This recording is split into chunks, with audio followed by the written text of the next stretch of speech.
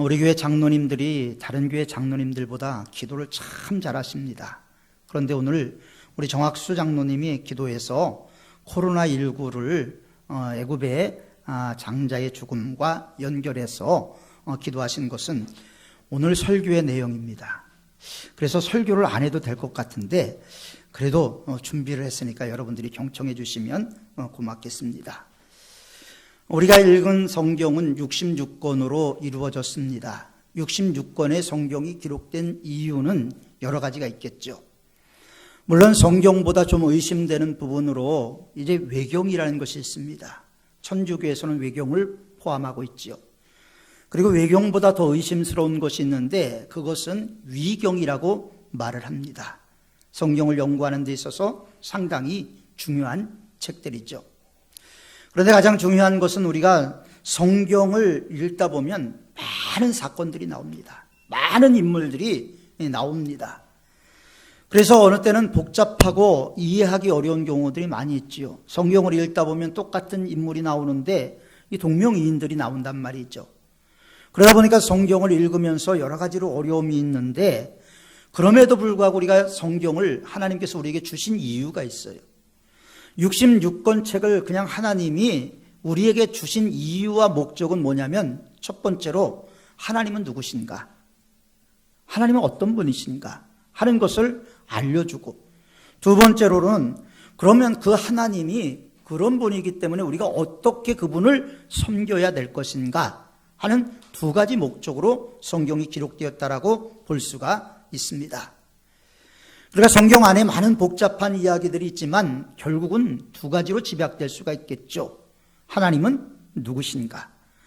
그리고 그 하나님을 우리는 어떻게 섬겨야 되는가 하는 것에 모든 초점이 맞춰져 있습니다. 그리스도인들로서 승리하는 삶을 살아가기 위해서는 그 목적과 의미를 분명히 알아야 되죠. 하나님이 누구신가? 그리고 그 하나님이 나에게 원하시는 것은 무엇인가? 진정 하나님의 뜻대로 사는 것은 무엇인가? 그리고 이런 시대를 살아가면서 우리가 하나님이 이 시대에 우리에게 원하는 것은 무엇이고 우리가 어떻게 행하는 것이 하나님을 잘 믿는 것인가 하는 것을 분별할 수 있어야 우리 신앙이 승리하는 삶을 살아갈 수가 있습니다. 우리가 사는 세상도 중요하지요. 왜냐하면 이 세상 속에서 어떻게 살아가야 할 것인가를 우리는 고민하기 때문입니다. 그렇기 때문에 이 어두운 세상의 주관자들이 주관하는 이 세상 속에서 우리가 믿음 생활을 올바로 하려면 우리의 초점이, 우리의 정체성이 분명히 있어야 된다는 거죠. 우리의 정체성은 하나님의 백성이라는 정체성을 가지고 있습니다.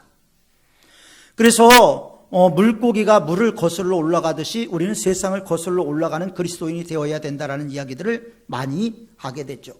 하나님이 원하는 방향으로 가는 것이 우리에게 필요하기 때문입니다.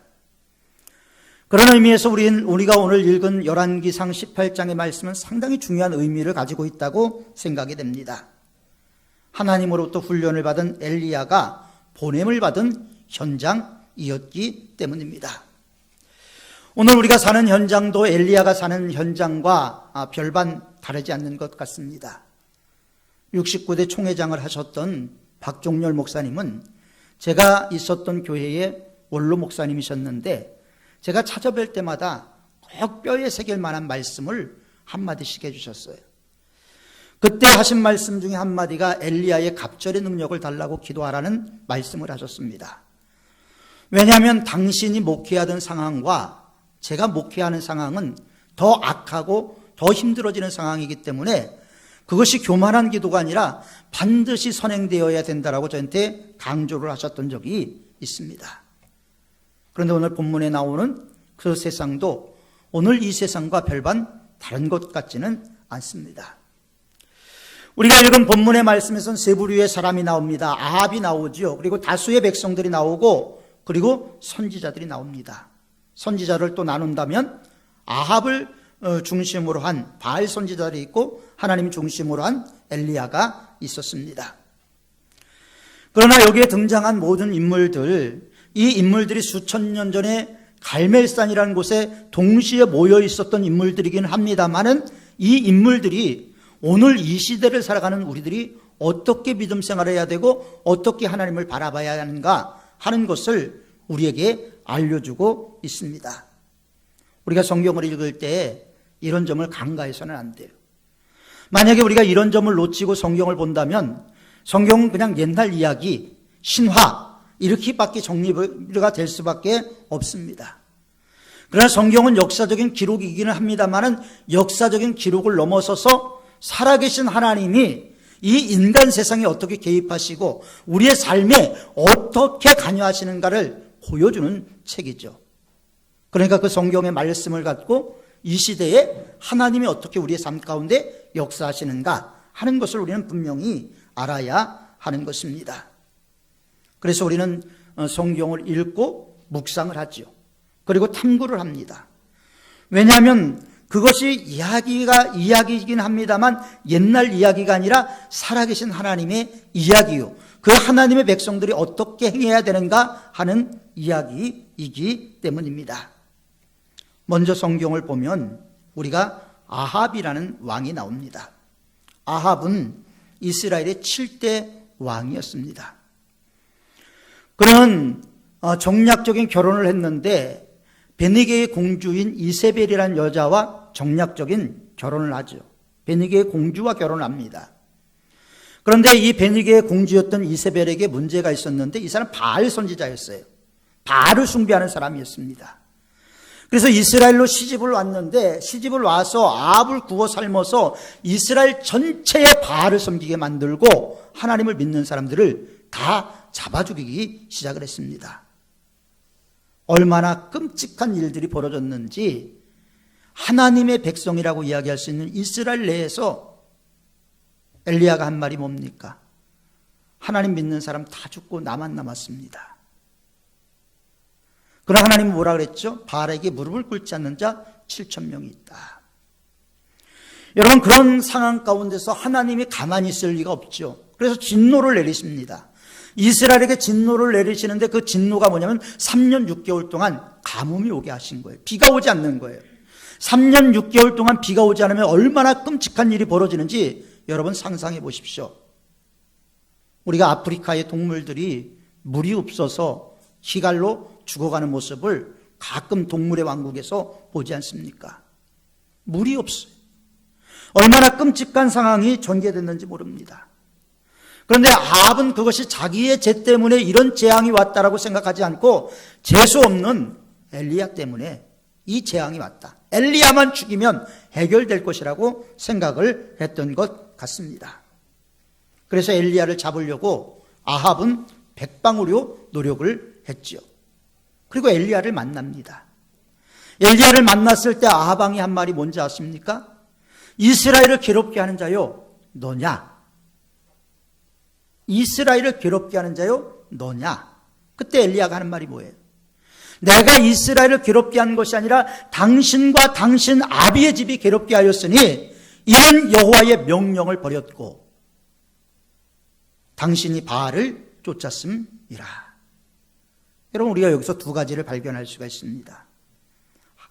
하나는 뭡니까? 여호와의 명령을 버렸고, 여호와의 명령을 버린 게 끔찍한 결과로 났는데 결국은 여호와의 명령을 버리다 보니까 아비의 집이 바알을 쫓게 됐다는 거예요. 바알. 여러분, 엘리야의 지적한 이 문제에서 우상 숭배라는 것이 죄라는 것을 우리는 분명히 알게 되죠. 그런 각도에서 이스라엘 모든 사람들이 지금 영적인 영맹이 되어버리고 말았습니다. 컴퓨터를 모르면 컴맹이라고 부르잖아요. 영적인 것에 무지하면 영맹이 되게 되는 것입니다. 영맹이라는 것은 영적 무지, 영적 몰이해죠. 그러니까 영적으로 어두워지는 거예요. 영적으로 분별력이 없어지는 거예요. 그러다 보니까 하나님의 뜻도 모르고 하나님의 역사심도 모르고 하나님의 살아계심까지도 잊어버리고 마는 것이죠. 영맹에 빠진 사람들의 첫 번째는요, 현실주의자가 됩니다. 내세, 그게 뭐 중요하겠어. 현실이 중요해. 어떻게든지 이 현실에서 내가 영광을 누려야 되겠다. 이게 바알 종교의 실상이기도 합니다. 이런 사람들에게는 하나님의 섭리, 하나님의 일하심, 그리고 하나님의 역사 별로 실감이 되지 않아요.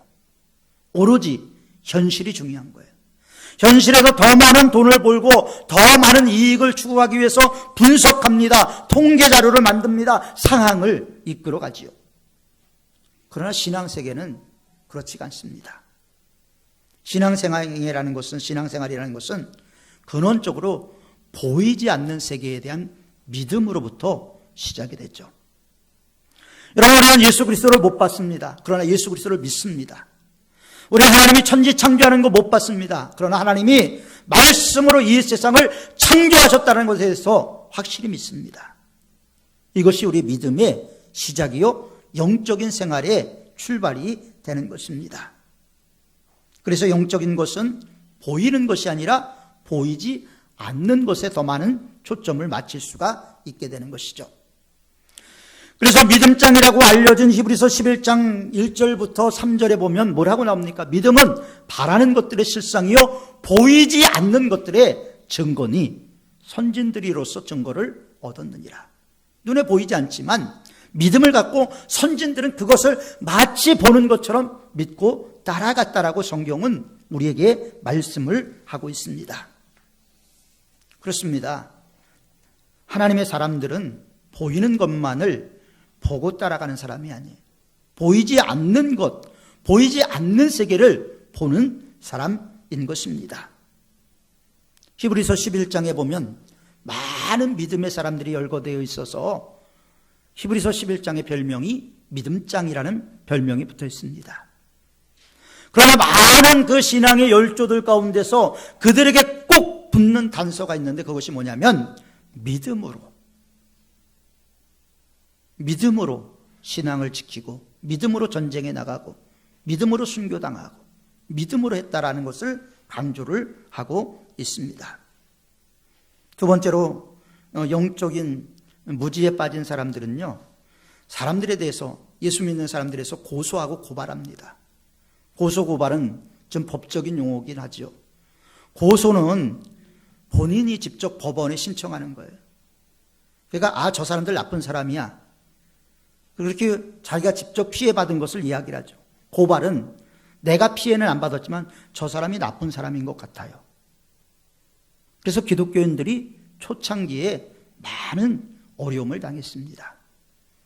그래서 엄청난 순교자들이 나오게 됐고, 순교사화라는 조지 폭스의 책이 두껍게 나올 정도로 많은 그리스도인들이 순교를 당해야만 했습니다.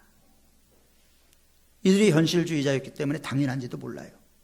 보이는 것에 묶여 있다 보니까 보이지 않는 세계를 모르는 거예요.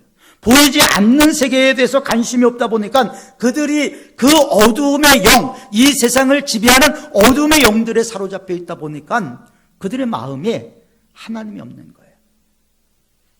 그래서 시편 기자는 말하잖아요.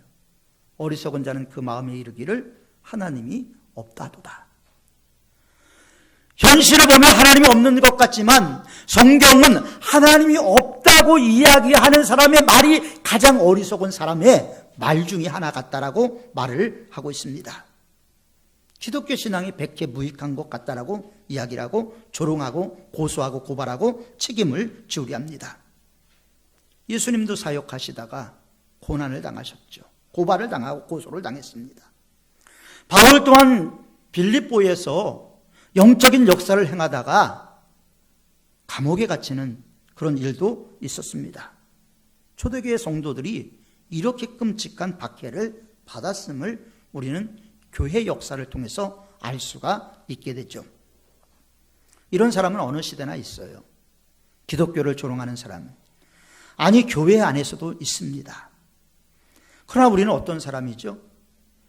이 어둠의 세상 주관자들이 주관하는 그 세계에 있는 것이 아니라 하나님의 백성이기 때문에 빛의 세계에서 빛의 자녀들처럼 행해야 하는 것입니다. 우리는 영적인 어둠의 세상 속에서 믿음의 뿌리를 내리고 사는 사람들입니다. 두 번째 부류의 사람들은 일반 백성이에요. 엘리야는 영맹의 사람 아합에게 온 이스라엘과 바알과 아세라 선지자 850명을 갈멜산으로 모으도록 요청을 합니다. 이 갈멜산은 원래 하나님을 섬기는 제단이 있던 곳이에요. 그런데 그곳에 바알 선지자들이 성산으로 삼으면서 여호와의 제단들이 다 회파되고 말았습니다. 엘리야는 850명을 모아놓고 이스라엘 백성들에게 말을 합니다. 21절에 보면 엘리야가 이렇게 말하죠. 너희가 어느 때까지 두 사이에서 머뭇머뭇하려느냐. 여호와가 만일 하나님이면 그를 쫓고 바알이 만일 하나님이면 그를 쫓을지니라니 백성들이 한마디도 대답하지 아니하는지라. 지금 엘리야는 어떤 상황입니까? 850명의 바알 선지자들과 아세라 선지자가 있어요. 아세라 선지자들은 바알의 아내가 아세라입니다. 그러니까 부부신이에요, 부부신. 그러니까 850대 1, 그리고 백성도 자기 편이 아니에요. 숫자만 봐도 오금이 졸이는 상황 가운데서 엘리야는 당당하게 외칠 수가 있었습니다. 어느 때까지 둘 사이에서 머뭇머뭇하려느냐. 이런 족구에서 머뭇머뭇하려는 의미는 비틀거린다는 의미예요. 원어의 뜻을 보면 비틀거린다. 우리나라 말로 하면 갈지자 걸음을 걷는다, 양다리 걸쳤다, 이런 의미로 해석이 될 것입니다.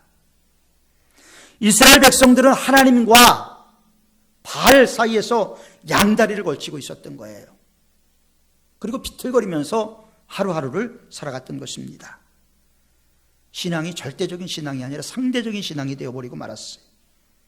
여호와와 그 다음에 바알의 혼합주의적인 신앙 형태가 나오기 시작을 했습니다. 이러한 상황은요, 주전 8세기의 고고학적인 자료에 의하면 여실히 드러나타납니다. 주전 8세기의 고고학적 자료에 의하면 야훼와 그의 아세라라는 비석이 나왔어요. 그러니까 마치 아세라가 하나님의 부인인 것처럼 동시에 혼합해서 섬겼던 그런 기록들이, 비문이 2개가 발견이 되기도 했습니다. 무엇을 얘기하는 겁니까? 절대적인 하나님, 금과 같은 하나님에게 뭐를 덧입혀 놓은 거예요? 혼합주의가 되어버리고 말았습니다. 이스라엘 백성들이 누구죠? 이스라엘 백성들이 어떤 사람입니까? 하나님의 형언할 수 없는 은혜를 받았던 사람들이 이스라엘 사람들이에요.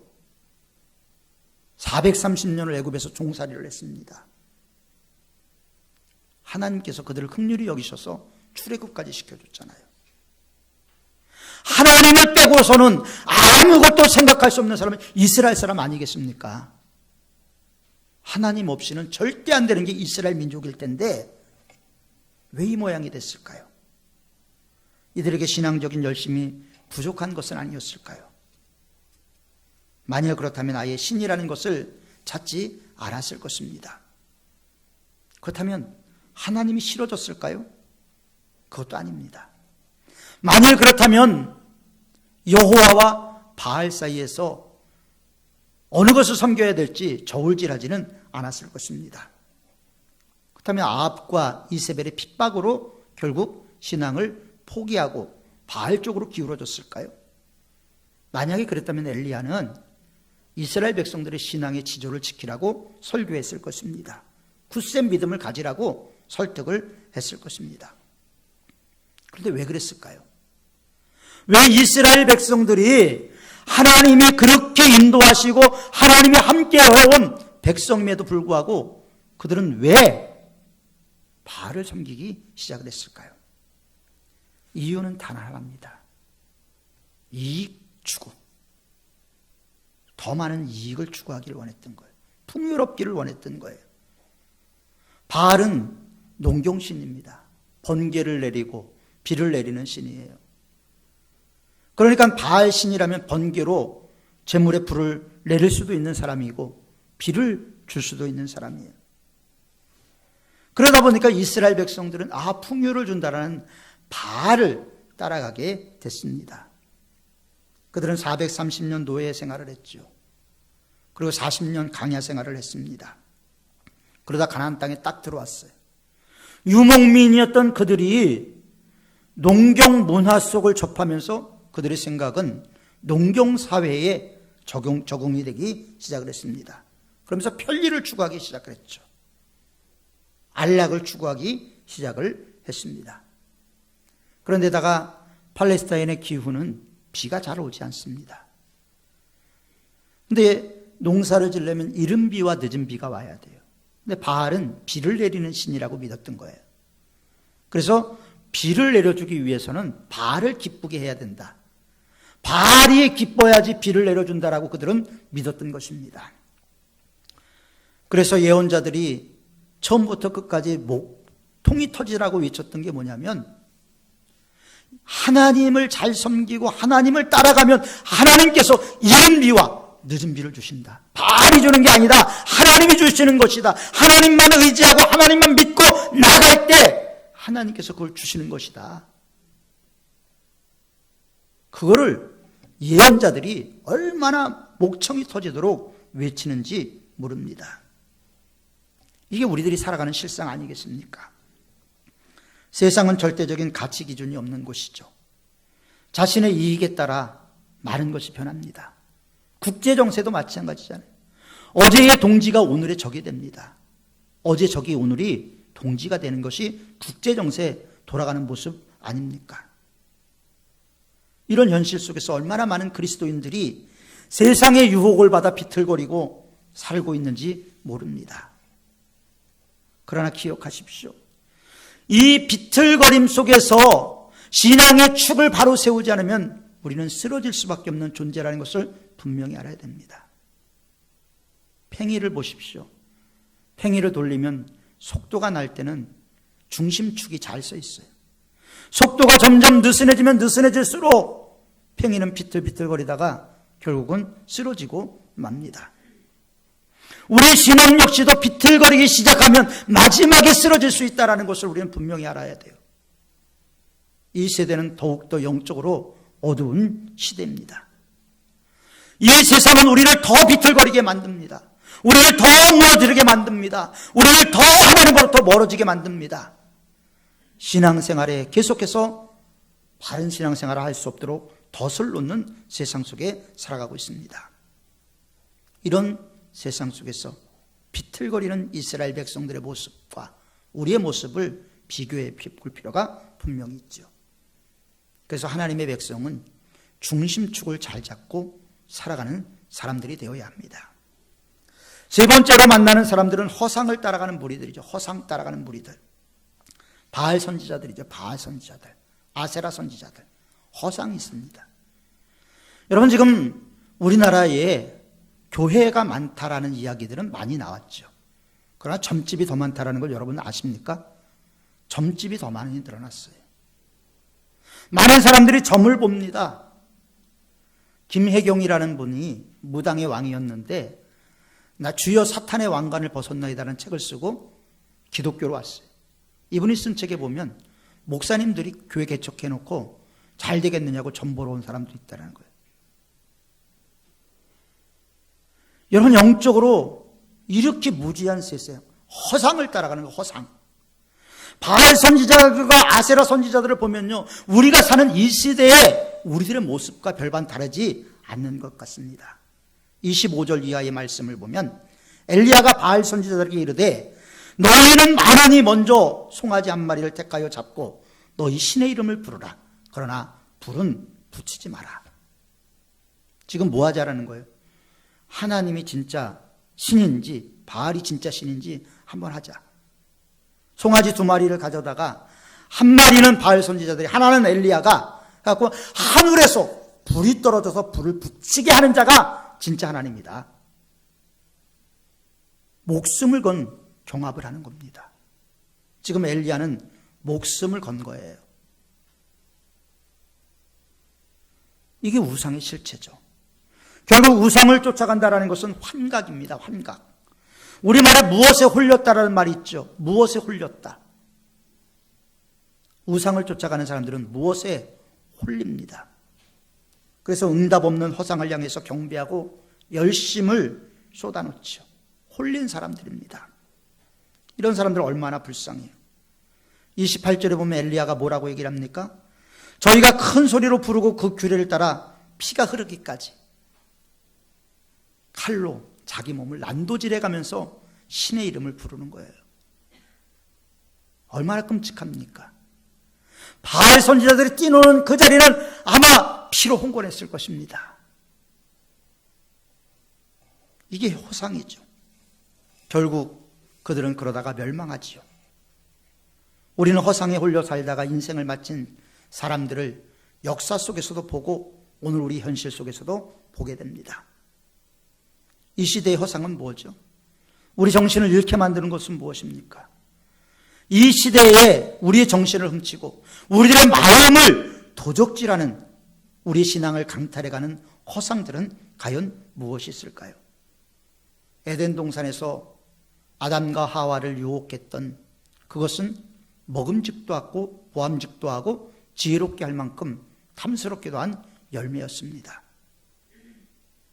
우리에게 있는 것은 무엇일까요? 독이 있는 뱀은 가장 아름답다고 이야기를 합니다. 우리는 이러한 시대를 살아갑니다. 어두운 시대를 살아갑니다. 이런 시대에서 우리는 참 하나님이시요 절대적인 경배의 대상이신 하나님을 믿어야 된다는 부담감을 갖고 있는 거예요. 뭔가 좀 하나님이 있는 게 쭉 보여지면 그래도 우리가 담대하게 믿을 수 있는데 아무것도 보이지 않는 것을 봐야 되는 거예요. 보여줘서 믿는 게 아니라 믿었더니 보여주는 게 기독교 아닙니까? 오늘 엘리야가 그렇습니다. 엘리야가 다시 한번 허상에 홀린 사람들에게 영적 전쟁을 선포하지요. 뭐라고 얘기를 합니까?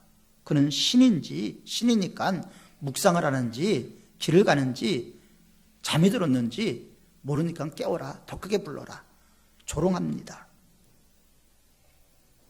이스라엘 백성들은 지금 불이 떨어지나 안 떨어지나 그것만 관심을 갖고 있어요. 두려움 가운데 있을 만한 엘리야였지만 그는 담대했습니다. 왜 담대할 수 있었을까요? 엘리야가 이렇게 담대할 수 있었던 것은 그가 영적인 훈련을 꾸준히 받아왔기 때문에 그래요. 하루아침에 엘리야의 담대함이 생긴 게 아니란 말이죠. 엘리야는 바알 선지자들을 향해서 신이니까 묵상하고 있는지 잠깐 나갔는지 길을 행하는지 잠이 들어서 깨워야 되는지 하면서 조롱을 합니다. 너무 경솔한 것 같지만 우리는 당당한 엘리야의 모습을 볼 수가 있죠. 아직 엘리야는 하나님께 구하지 않았습니다. 하늘에서 불이 내려오지도 않았습니다. 아무것도 엘리야 측에서는 이루어진 게 없어요. 상대 방을 놓고 이 이야기를 하는 거예요. 결국 엘리야는 어떻게 합니까? 제단 주위에 고랑을 파괴하고 물을 길어다 붓게 합니다. 여러분 지금 뭘 하는 거예요? 재물에 불이 붙어야 되는 거예요. 물과 불은 극과 극 아닙니까? 물을 분다라는 것은 폴이에요. 절대 될 수 없는 상황이에요. 안 될 수밖에 없는 상황을 엘리야는 만들어놨습니다. 고랑을 파고 곡식종자 두세 알을 뿌리고 물을 부었어요. 절대 불이 붙지 않습니다. 붙었던 불도 꺼지게 되죠. 그리고 엘리야는 기도합니다. 하나님, 불을 주시옵소서. 하나님이 이스라엘의 하나님이신 것과 내가 하나님의 종인 것을 이들로 하여금 보게 하옵소서. 하나님께 기도했어요. 저는 엘리야가 바알 선지자들처럼 막 소리 지르고 기도하지 않았을 거라고 생각해요. 조용히 하나님께 기도했어요. 그때 어떻게 됐습니까? 하늘에서 불이 내려서 그 뿌려놓은 물을 핥았다라고 성경은 말하고 있어요. 사랑하는 성도 여러분, 이게 엘리야를 붙잡고 있었던 하나님의 경륜입니다. 하나님의 살아계심에 대한 역사를 보게 되는 것이죠. 오늘 우리가 살아가는 이 세상은 너무나 힘듭니다. 코로나19로 인해서 더더욱 우리는 힘든 세상을 살아갑니다. 그전에는 그런 일이 없었는데 만나는 사람 보면 혹시 처음 만나는 사람 혹시 저 사람이 코로나는 갖고 있지 않은가 거리감을 가져야 되고 또 낯선 사람들과 교제하는 것에 대한 부담감을 갖고 있습니다. 식당에 가도 거리 제한이 있고 여러 가지 어려움들이 있습니다. 코로나19로 인해서 마음이 우울하고 마음이 침전되어 가는 사람들도 있다고 합니다. 그러나 우리는 살아계신 하나님이 계십니다. 그 하나님은 엘리야의 하나님이 아니라 오늘 저와 여러분들의 하나님인 줄 믿습니다. 그리고 우리가 믿음으로 나갈 때 그 하나님, 우리와 함께 하시는 하나님이에요. 성경은 그래서 그 하나님을 임마누엘이라고 이야기를 합니다. 우리와 함께 하시는 하나님. 엘리야와 함께 하셨던 하나님은 우리에게 임하셔서 우리의 삶에 막힌 것 뚫어주시고 답답한 것 시원하게 만들어주시고 우리의 삶을 더욱더 형통하게 만들어주시기를 원하시는 하나님이십니다. 위기 가운데서 우리의 신앙은 다시 저울 위에 올려져 있습니다. 우울함 가운데서 스스로 우울한 감정에 사로잡혀 있을 것인가? 아니면 나와 함께 하시는 하나님 바라보고 의지하고 그분이 주시는 말씀으로 세임 얻고 수고하고 무거운 짐 진 자들아 다 내게 오라고 말씀하신 그 말씀 따라서 주님께 우리의 무거운 짐과 염려와 근심을 맡기고 나갈 것인가? 우리는 분명히 결단해야 하는 것입니다. 하나님은 하나님의 뜻대로 하나님의 말씀대로 행하는 사람을 찾고 계십니다. 하나님이 찾는 사람이 바로 엘리야와 같은 사람인데 저와 여러분이 하나님이 찾는 그런 사람이 되시기를 주님의 이름으로 축원합니다. 기도하겠습니다. 사랑과 자비